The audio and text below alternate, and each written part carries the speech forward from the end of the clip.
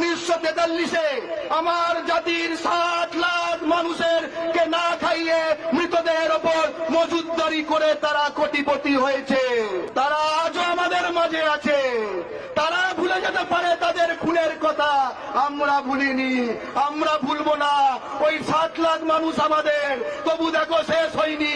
আজ আমরা এই ভারতে 10 কোটি হয়ে গেছি। তুমি যতদিন দিল্লির নজর থেকে নিজেকে বিচার করবে ততদিন তুমি তোমার ইতিহাস ভুলতে থাকবে। সেই জন্য তুমি কোনোদিন জানো না বাঙালি, তোমার কোন ইতিহাসের বইতে পড়ানো হয় না। 60 লক্ষ মানুষকে না খাইয়ে নেবে মারা হয়েছিল, খুন করা হয়েছিল তাদের সেদিনকে।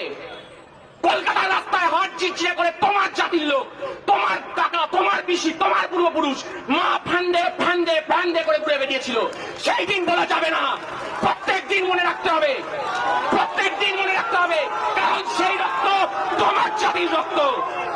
রক্তের শোধ চাই, রক্তের শোধ চাই।